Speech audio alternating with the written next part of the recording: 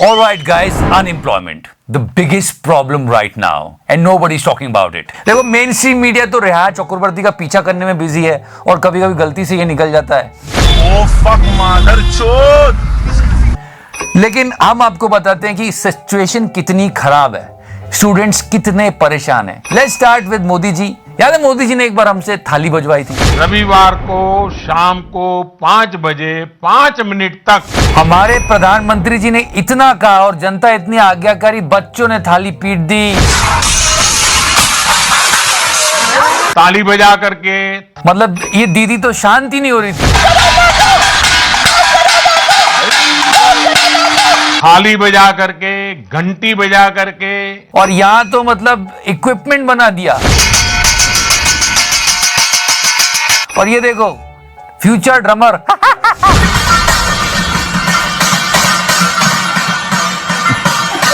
Just like this on 5th of September 5 बजे 5 minute तक students ने थालियां बजाई। बहुत हुई मन की बात, अब करो जन की बात। Why? They are not appreciating anyone.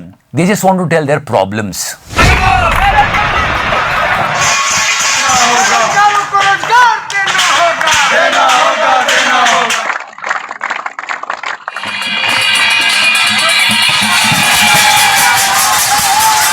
ये हैशटैग जिसका थोड़ा बहुत सोल्यूशन अभी निकल के आया है। स्टूडेंट्स परेशान थे इसलिए उन्होंने कहा एक भी गोदी मीडिया के चैनल ने इतनी बड़ी न्यूज कवर नहीं की। आप जानते हो कहां लगे हुए। Yes, again for students. 9 बजे 9 मिनट। हम अपना अधिकार मांगते, नहीं चलेगी। ये भी अनएम्प्लॉयमेंट की प्रॉब्लम को समझाने के लिए है कि भैया देखो बहुत परेशान है स्टूडेंट्स। जी और नीट की एग्जाम्स चल रही है, दुनिया में नंबर 2 पे है भारत कोरोना में, फिर भी एग्जाम्स चल रही है। और साथ ही साथ जो अभी प्राइवेटाइजेशन होगा, क्योंकि अभी करना ही पड़ेगा प्राइवेटाइजेशन, अगर ये होगा तो जॉब्स जाएंगी, तो उसको रोकने के लिए बेचारे स्टूडेंट्स फिर 9 बजे ये कर रहे थे। हम अपना अधिकार मांगते, नहीं चलेगी। Okay guys, this is the time to understand how GST became a villain for us. Modi ji आए और उन्होंने कहा आज 8 बजे से मित्रों GST शुरू। जीएसटी न्यू इंडिया की एक टैक्स व्यवस्था है। जीएसटी डिजिटल भारत की टैक्स व्यवस्था है। जीएसटी सिर्फ ईज ऑफ डूइंग बिजनेस नहीं है, GST way of doing business की भी एक दिशा दे रहा है। नहीं ऐसा नहीं हुआ था, प्रॉपर अनाउंसमेंट हुआ था। पर जीएसटी के आने से जो स्मॉल बिजनेस थे ना वो फबला गए।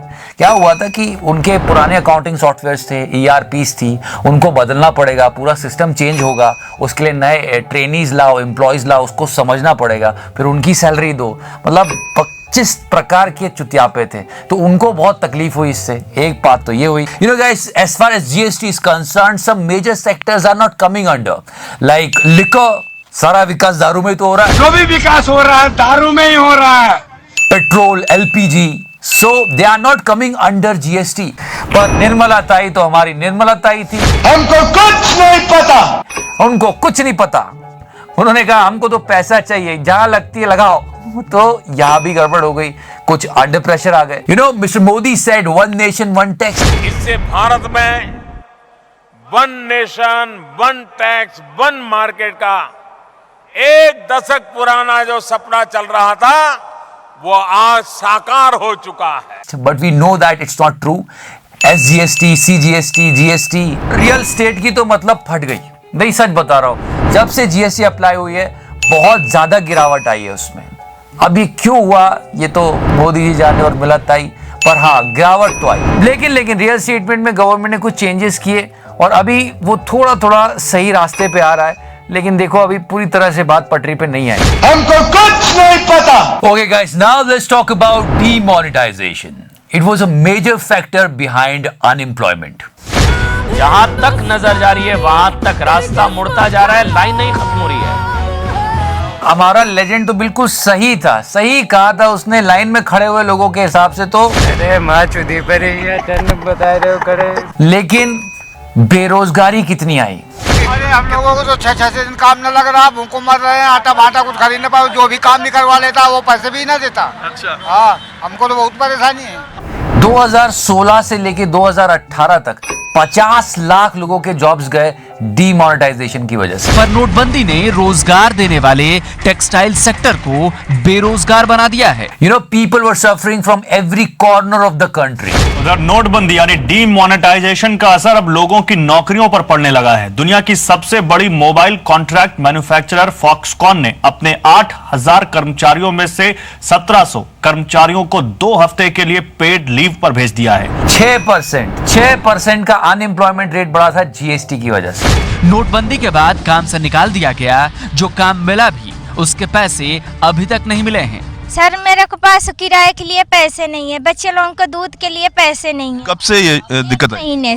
एक महीने से। Because we are talking about unemployment, we have to talk about this hashtag, and it was revolutionary.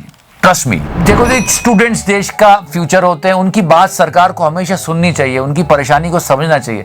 नहीं तो बच्चे भी बहुत होशियार होते हैं, इधर उधर से रास्ते निकाल लेते हैं अपनी बात पूरी करने के। 10 लाख से ज्यादा लोगों की नौकरियां केवल और केवल इस जुलाई के महीने में गई। अगर मैं कहूं कि चुनाव का नामांकन आज किया जाए, 2 साल बाद चुनाव कराया जाए, 1 साल बाद चुनाव का रिजल्ट आए और चुनाव में गड़बड़ी के कारण 3 साल कोर्ट में मुकदमा चलता रहे और उसके बाद कोर्ट उस चुनाव को निरस्त कर दे, तो सरकार में बैठे लोगों को और नेताओं को कैसा लगे? मन की बात के जो डिसलाइक्स आए थे, लोगों ने कहा कि भाई छात्रों को नाराज मत करो, तो इस हैशटैग की बात करते हैं जी। तो मुझे भी सरप्राइज है। मतलब अपनी लाइफ का स्क्रीन टाइम लगा के आप एग्जाम की तैयारी करते हो। एग्जाम अगर होते हैं तो फिर उसमें चीटिंग वगैरह ये सब देखी जाती है, सीटों का खरीदना बेचना। एग्जाम अगर हो जाते हैं तो फिर रिजल्ट नहीं आता, और रिजल्ट अगर आ जाता है तो फिर ज्वाइनिंग नहीं आती, और इस सब में 4-5 साल खर्च हो जाते हैं। यानी बच्चों को अपना पूरा यौवन, पूरा जो उनका जो एडल्टहुड है वो उसमें चला जाता है। पूरी जीत तोड़ मेहनत करते हो, एग्जाम देते हो, पर वह रिजल्ट ही नहीं मिलता। दिसंबर में पेपर हुआ था, आज 8 महीने बीतने को आ रहे हैं, आपसे कॉपियां चेक नहीं हुई अब तक। कैसा मजाक है भाई? ये कोई बात होती है क्या? अरे क्या रिजल्ट की सरकार है, का सरकार है। So they came up with something, the government came up with something. ये 3 डेट्स बताएं कि इन एग्जाम्स के रिजल्ट्स इन डेट्स को होंगे, और जो आरआरबी रेलवे के लिए थी वो 15 दिसंबर से एग्जाम शुरू होंगी। ये हमारे पीयूष गोयल जी ने बोला है कि भैया अब हम कर रहे हैं। इतने प्रेशर के बाद मीडिया ने कुछ नहीं किया, सारा काम स्टूडेंट्स ने किया है। तो एनटीपीसी आरआरबी के एग्जाम में 2.5 करोड़ बच्चों से फॉर्म भरवा के 500 रुपए फीस वसूल के बोलते हैं कि 400 रुपए बाद में वापस करेंगे। कितना बढ़िया धंधा चल रहा है, कमाल का तरीका है साहब का रेवेन्यू वसूलने का। अरे क्या फॉर्म की सरकार है, सरकार है, और सरकार का इस पे कोई ध्यान नहीं है। आज 1.5 से 2 साल होने वाले हैं एनटीपीसी और आरआरबी में।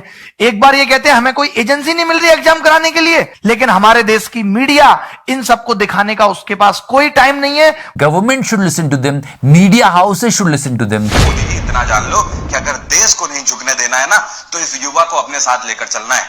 नहीं तो वो दिन दूर नहीं कि जिस वजह से आपने जम्मू कश्मीर को ब्लॉक किया है ना, उधर से यहां पर हर युवा कलम छोड़ के AK-47 पकड़ लेगा। सुनते हुए बहुत बुरा लग रहा होगा, मुझे कहते हुए बहुत बुरा लग रहा है, लेकिन कटु सत्य है ये। Alright guys, now let's talk about the data of CMIE, Center for Monitoring Indian Economy।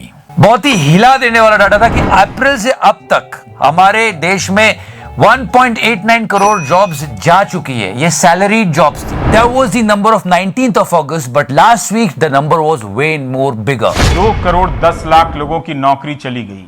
ये वो लोग हैं जिन्हें नियमित सैलरी मिलती थी, सैलरी क्लास कहे जाते थे। जुलाई में अकेला 50 लाख जॉब्स गई है, और ये सैलरीड जॉब्स है। यूपी पुलिस के टेलीकॉम विंग के लिए 62 मैसेंजर पदों के लिए 5वीं पास की योग्यता मांगी गई, लेकिन 62 पदों के लिए 93,000 आवेदन आ गए। You know, there is a thing with salaried jobs. Once you lost it, it's really difficult to retrieve. और इसी संकट पर पर्दा डालने के लिए चैनलों पर ये तमाशा खेला जा रहा है। और एक और बात जो CMIE ने बताई है, उसमें कोरोना का कोई लेना देना नहीं है। 2019 का डेटा है। इसमें जो एवरेज जॉब प्रोड्यूस होती थी उसमें 19 मिलियन की गिरावट थी। 19 मिलियन जॉब्स कम थी। क्या बात। And during the lockdown 68 lakh daily wagers lost their jobs. We seen all of them walking towards their houses. And also one thing, PF के आंकड़े देखें तो कोविड काल में नौकरी जाने के बाद मार्च में 1230, अप्रैल में 809, मई में 504, जून में 842, जुलाई में 1272 और अगस्त में 911 लोगों ने नौकरी जाने पर पीएफ से पैसा निकाला। वर्ल्ड वॉर 2 के बाद से सबसे बड़ी इकोनॉमिक क्राइसिस पूरे वर्ल्ड पर आई। दुनिया भर की सरकारों ने नौकरी क्लास को राहत पैकेज दी। महामारी शुरू होने के साथ ही बेरोजगारी भत्ता दिया जाने लगा। भारत ने मिडिल क्लास को पेंशन के भरोसे छोड़ दिया गया। और 17 सितंबर को जब मोदी जी का बर्थडे, उस दिन देश के युवाओं ने मिलकर शायद डिसाइड करा है कि बेरोजगारी दिवस मनाएंगे। बताओ क्या बात। अब यह बात है हम आपको इसलिए बता रहे हैं क्योंकि लोग सच में बहुत परेशान हैं और ये बात गोदी मीडिया कभी नहीं बताएगा। तो ये हालत है जी। जय। अगर कोई मर्डर मिस्ट्री सॉल्व करने का मूड है तो डिस्क्रिप्शन सेक्शन में जाके लिंक को चेक करो, उसका आंसर भी वहीं मिल जाएगा। Now please carry on sir. How the fuck are you? Cases आ रहे हैं, नंबर 2 पे हैं हम वर्ल्ड में। बहुत बुरी हालत है कोरोना के लिए। ड्रग दो, मुझे ड्रग दो। लेकिन कुछ नहीं करेंगे, एक रिपोर्ट नहीं बनाएंगे कि कब वैक्सीन आएगी, क्या होगा, कुछ नहीं। क्या कर रहे हैं? कंगना रनावत को इंसाफ दिला रहे हैं। बदलापुर मकान पर तो बुलडोजर चलाओगे, लेकिन जुबान कैसे रोक पाओगे? जनता को आप मूर्ख समझना बंद कर दीजिए। मतलब पोस्टमैन को पकड़ के सवाल करे भोसड़े वाले। नहीं रिपब्लिक पूछ रहे क्या लेके आए? क्या लेके आए सर? क्या लेके आए सर? गवर्नमेंट का मामला है। क्या गवर्नमेंट का मामला नोटिस दिखाइए। क्यों तोड़ा? हमने नहीं तोड़ा। This is stupidity and absent mindedness. हमने नहीं तोड़ा। They are asking a postman why you broke the building. मैं पोस्टमैन हूँ। क्यों तोड़ा? और क्या किया उसने? मैं पोस्टमैन हूँ। मुझे नहीं मालूम। क्या किया? मैं पोस्टमैन हूँ। वो लोग कह रहे हैं पैचो मैं तो पोस्टमैन हूँ, मैंने थोड़ी बिल्डिंग तोड़ी। पागल हो गए हो क्या तुम लोग? हमने नहीं तोड़ा। मैं पोस्टमैन हूँ। क्यों तोड़ा? और क्या किया उसने? मैं पोस्टमैन हूँ। Just check this out and just our Anjana Om Kashyap ji. बस में बात कीजिए। ये पूरा पानी का इलाका आप देख रही हो, यहाँ पे आप देखिए। जी देखिए अंजना, ये पूरी भीड़ यहाँ पे है। क्या आप लोग आज तक